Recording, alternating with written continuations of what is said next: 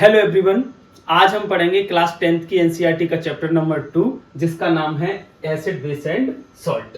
हम इस वीडियो में केवल वो पढ़ेंगे जहां से हमारे एग्जाम में डायरेक्ट प्रश्न बनता है। साथ ही मैं आपको अपना तरीका बताऊंगा जिससे मैंने एएलपी एग्जाम में साइंस के 20 क्वेश्चन में से 18 क्वेश्चन सही किए और टेक्नीशियन ग्रेड 3 एग्जाम में साइंस के 40 क्वेश्चन में से 34 क्वेश्चन सही किए। हम इस वीडियो में केवल वो पढ़ेंगे जहां से हमारे एग्जाम में क्या है डायरेक्ट प्रश्न बनेगा। इसके लिए आपको इस चैनल को सब्सक्राइब जरूर करना है। देखिए,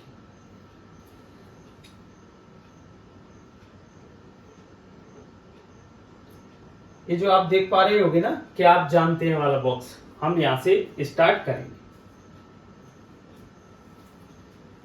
लिटमस विलयन बैंगनी रंग का रंजक होता है।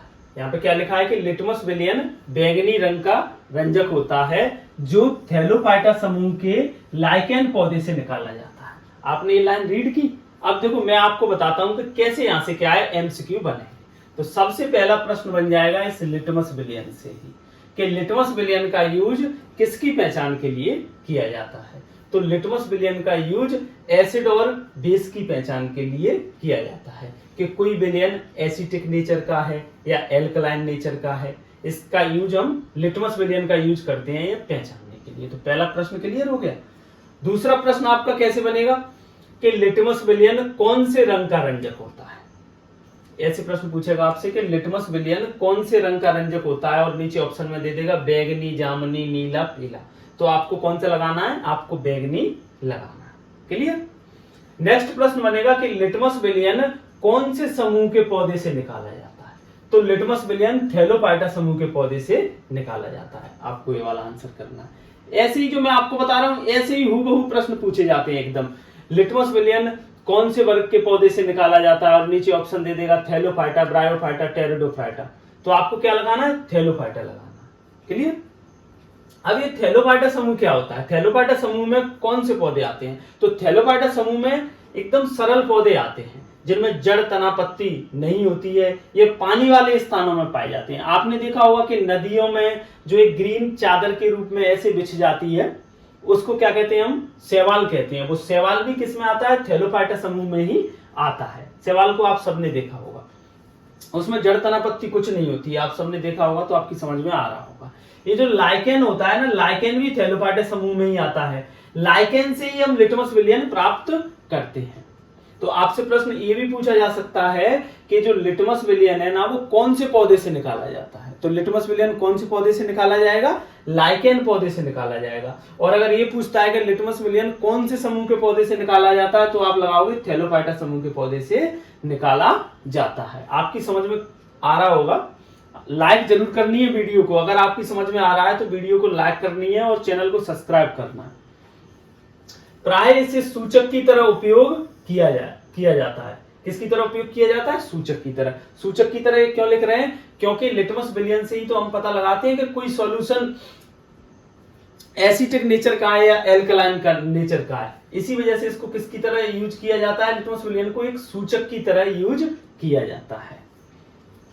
लिटमस विलयन जब ना तो अम्लीय होता है और ना ही क्षारीय होता है तब यह बैगनी रंग का होता है। जिस तरह मैं अंडरलाइन कर रहा हूं और जो मैंने आपको बोला था वैसे वैसे आप भी क्या है अपनी एनसीईआरटी में साथ ही अंडरलाइन करें। जैसे देखो मैं करता था ऐसे, ये जो सब कुछ क्या है मैं आपको बोल रहा हूं वो सब कुछ लिखा है मैंने एनसीईआरटी में, समझ रहे हो। तो जो मैंने आपसे बोला था कि थैलोफाइटा समूह में क्या आता है, लाइकेन क्या होता है, लाइकेन क्या होता है, मैं लाइकेन बता देता हूं आपको। यहाँ पे लाइकेन क्या है, कवक और शैवाल के बीच सहजीवी संबंध को दिखाता है। कवक और शैवाल के बीच सहजीवी संबंध को कौन दिखाता है, लाइकेन दिखाता है। अब यहां से आपसे प्रश्न बनेगा कि लाइकेन किन दो जीवों से मिलकर बना होता है। तो लाइकेन बना होता है कवक और शैवाल से मिलकर बना होता है। आपको याद रखना है लाइकेन किससे मिलकर बना होता है, तो लाइकेन कवक और शैवाल से मिलकर बना होता है। लाइकेन का यूज किसके लिए किया जाता है, लाइकेन का यूज वायु प्रदूषण की पहचान के लिए किया जाता है। समझ पा रहे हो आप।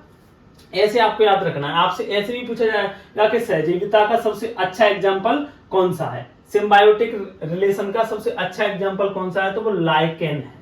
ऐसे आपको याद रखना है और साथ ही साथ अपनी एनसीईआरटी को अच्छे से अंडरलाइन करना है। जो मैं बोल रहा हूं और जो मैं एक्स्ट्रा इंफॉर्मेशन दे रहा हूं उसको भी क्या है भाई पास में ही लिख लेना है। ठीक है। अब यहाँ पे बहुत सारे प्राकृतिक पदार्थ भी होते हैं जिनसे भी क्या है हम अम्ल और क्षार की पहचान कर सकते हैं कि कोई सॉल्यूशन कैसा है। तो हमारे पास में वो प्राकृतिक पदार्थ कौन कौन से हैं, तो वो है जैसे लाल पत्ता गोभी, हल्दी, हाइड्रेंजिया, पिटूनिया एवं जेरानियम। हम इनसे भी क्या ये पता कर सकते हैं कि कोई सॉल्यूशन कौन से नेचर का है। ये हमारे पास प्राकृतिक पदार्थ हैं, तो आपसे क्या है ये भी एग्जाम में पूछा जा सकता है, ऐसे आपको याद रखना है। अब देखो मैंने अंडरलाइन किया, उससे क्या है कितने सारे प्रश्न आपके बनवा दिए। ऐसे ही साथ साथ में क्या है तुम्हें अपनी क्या एनसीईआरटी को अच्छे से अंडरलाइन करना है, जो मैं बता रहा हूं वो अंडरलाइन करते जाना है। और मैं ये तो देखो हमारा पेज नंबर पहले ही है, पेज नंबर 1 ही है। अब हम डायरेक्ट पेज नंबर 4 पे जाएंगे जहां से हमारे एग्जाम में क्या है प्रश्न बनेगा।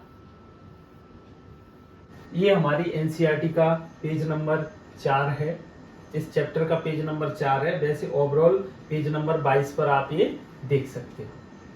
इस चैप्टर का ये पेज नंबर 4 है और वैसे आपको क्या है एनसीईआरटी की ओवरऑल 22 पेज नंबर पे आपको ये दिखेगा धातु कार्बोनेट तथा धातु हाइड्रोजन कार्बोनेट अम्ल के साथ कैसे अभिक्रिया करते हैं। अब हम इसको पढ़ेंगे, धातु कार्बोनेट तथा धातु हाइड्रोजन कार्बोनेट अम्ल के साथ कैसे अभिक्रिया करते हैं। ये वेरी वेरी इंपोर्टेंट रिएक्शन है। इसमें ये जो 2 रिएक्शन लिखी है ना, ये वेरी वेरी इंपोर्टेंट रिएक्शन है। यहाँ से रेलवे के हर एक exam, ALP, technician, group D, किसी न किसी शिफ्ट में हर बार बार बार प्रश्न यहाँ से पूछे ही जाता है। तो वो मैं आपको बता रहा हूँ कैसे प्रश्न यहाँ से पूछा जाएगा इन रिएक्शन से।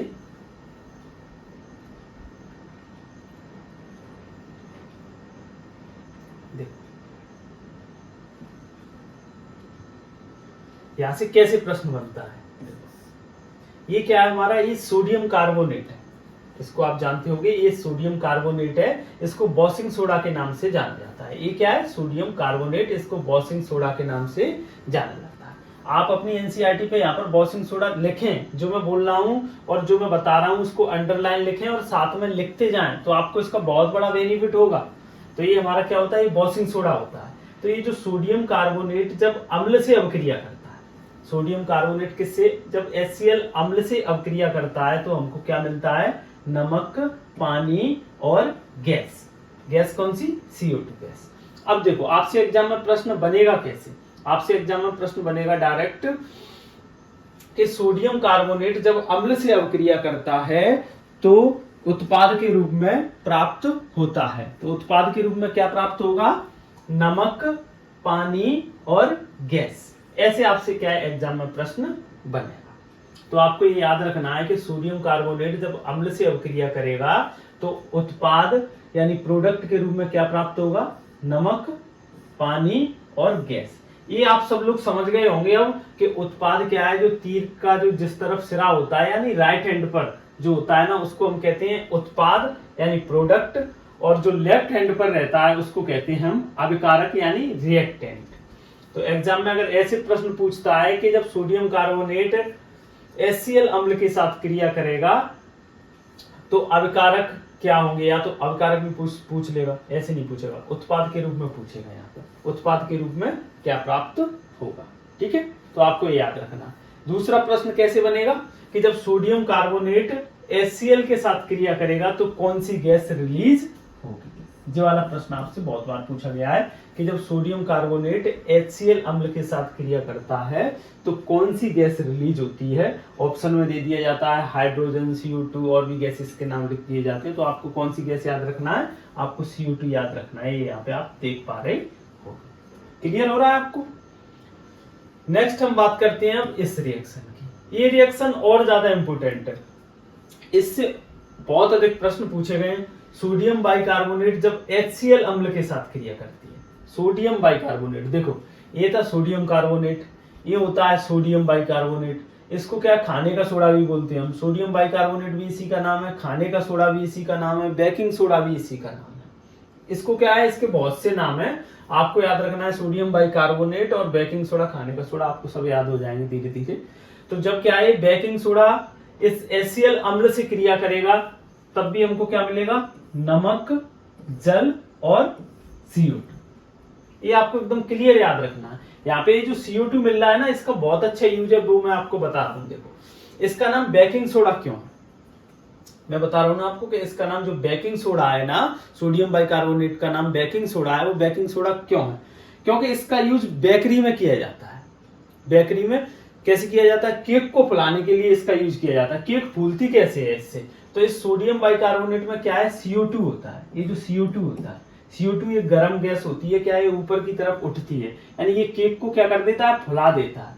और इसका उपयोग रसोई घर में पकौड़े होते हैं ना, उनको खस्ता बनाने के लिए किया जाता है, क्योंकि उसमें इसमें गैस होती है, तो ये क्या है, प्रोडक्ट को क्या कर देता है, फुला देता है। इस वजह से इसका उपयोग रसोई घर में भी अच्छे से किया जाता है। बेकिंग सोडा इसका जो नाम है, वो बेकरी में इसका क्या बहुत उपयोग होता है। और इस साथ ही साथ इसका एक सबसे अच्छा यूज क्या है, इसका सबसे अच्छा यूज है एंटासिड के रूप में। सोडियम बाइकार्बोनेट का सबसे अच्छा यूज है एंटासिड के रूप में। मैं जो बता रहा हूं वो आप लिखते जाएं साथ ही साथ। एंटासिड के रूप में क्या है, इसका बहुत ही अच्छा यूज है। ये क्या है, पेट में जो गैस बनती है ना, एसिडिटी बनती है, उसमें क्या है, राहत दिलाने में भी सबसे अच्छा काम करता है। खाने का सोडा होता है, वो क्या है, एसिडिटी में राहत दिलाने में बहुत अच्छा काम करता है। एसिडिटी में कैसे राहत दिलाएगा, देखो ये मैं वो आपको एकदम बता रहा हूँ, एसिडिटी में कैसे राहत दिलाएगा ये। जैसे देखो, आपने क्या Sprite, coca cola, Thums Up ये खूब पिए होंगे।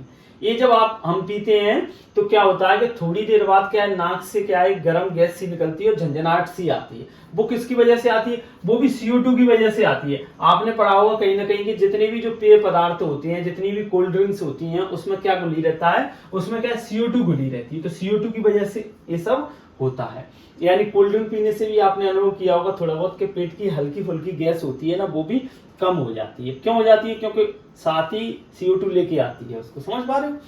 और कैसे होती है, देखो ये जो सोडियम बाइकार्बोनेट है ना, इससे गैस कैसे कम होगी। देखो, तो ये जो सोडियम बाइकार्बोनेट है ना, ये क्षारीय प्रकृति का है। इसका जो नेचर कैसा है, ये क्षारीय प्रकृति का है।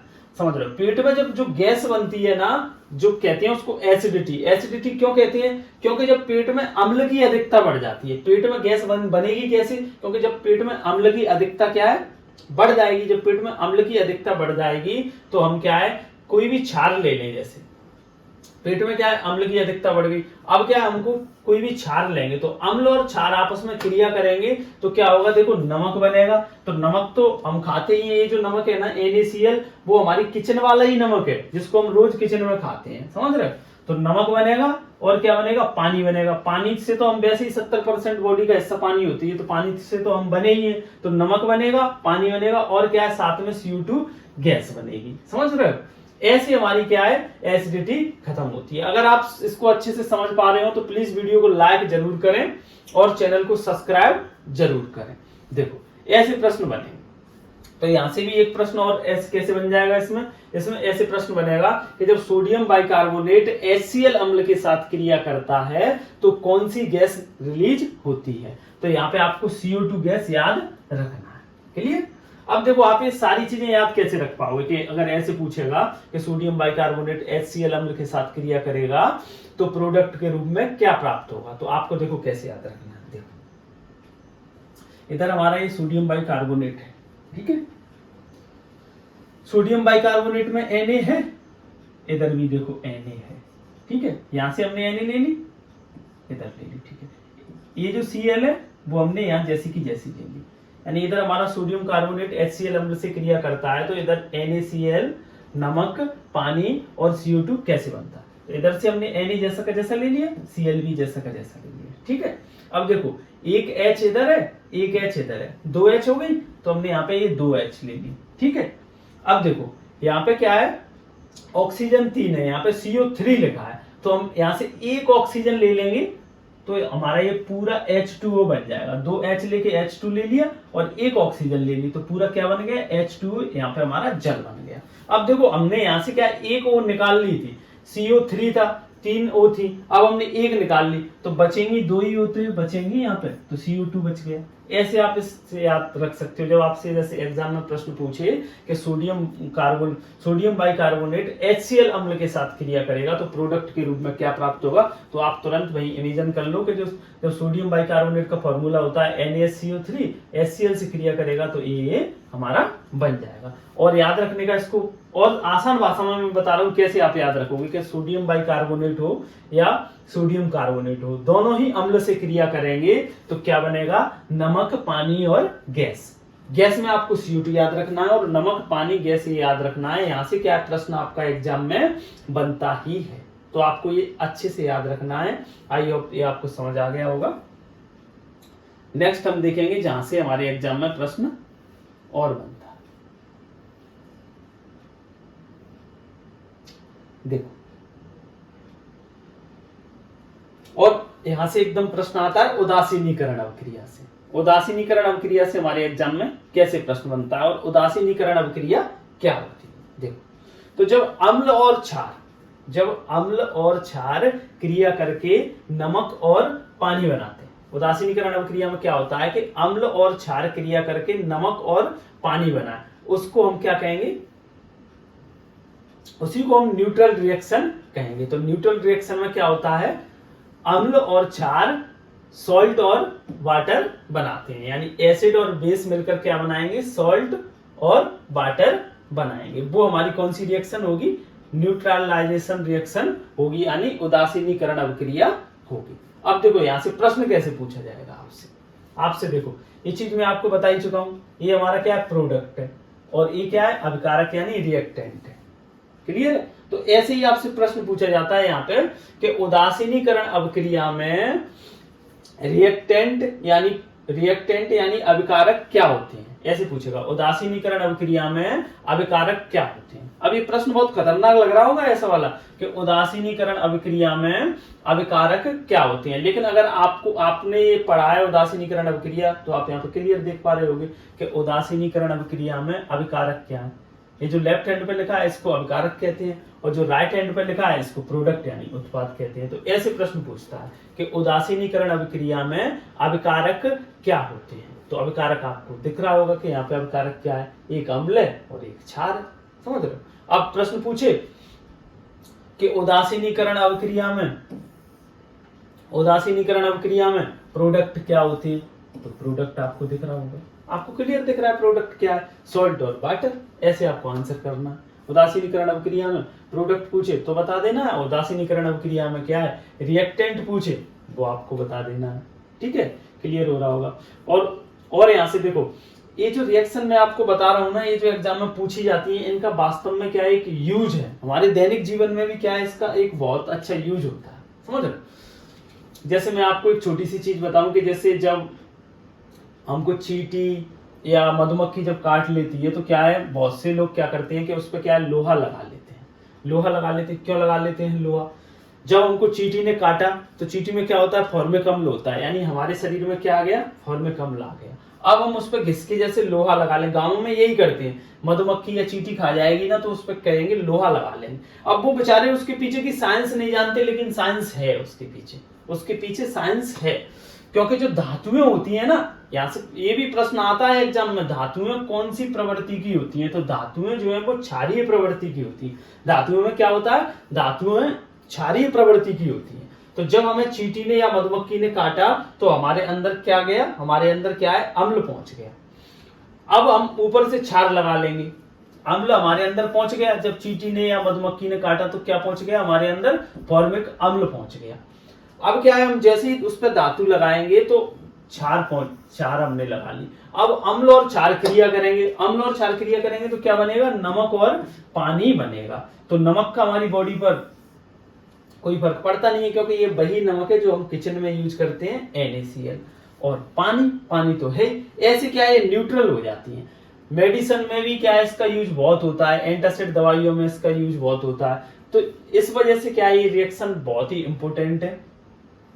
आई होप, मैं आशा करता हूं कि आपको ये वीडियो समझ में आ रही होगी। तो आप क्या है, इसको लाइक जरूर करें और चैनल को सब्सक्राइब करें, जिससे मैं क्या है पार्ट 2 लेके आऊं। कमेंट में आप मुझे बताएं अगर आपने क्या इसको समझा हो और आपको लग रहा हो कि हाँ ऐसे प्रश्न एकदम बनेंगे। और मैं तो ये कह रहा हूं आप PYQ लगा के देखो, आप एक बार ये जो मैंने पढ़ाया है इसको पढ़ो अच्छे से और आप सीधा PYQ लगा के देखो, आपको खुद पता चलेगा कि जो मैं जिस तरह से पढ़ा रहा हूं ना वैसे डायरेक्ट हमारे एग्जाम में प्रश्न बनते हैं या नहीं। और कमेंट में बताना कि मैं इस वीडियो का पार्ट 2 लेकर आऊं या नहीं, आप पसंद कर रहे हो इसको या नहीं, आपकी समझ में आ रहा है या नहीं, और मुझे इसमें क्या क्या संशोधन करना है वो सब आप कमेंट में बताना, जिससे मैं जल्दी पार्ट 2 लेके आऊंगा। अगर आप बताओगे तो लेके आऊंगा, नहीं बताओगे तो नहीं लेके आऊंगा। समझ में आ रहा हो तो चैनल को सब्सक्राइब जरूर करें, वीडियो को लाइक करें, शेयर करें। जितना अच्छा आप रिस्पॉन्स इस चैनल पे दोगे उतनी अच्छी अच्छी वीडियो मैं आपके लिए लेकर आऊंगा।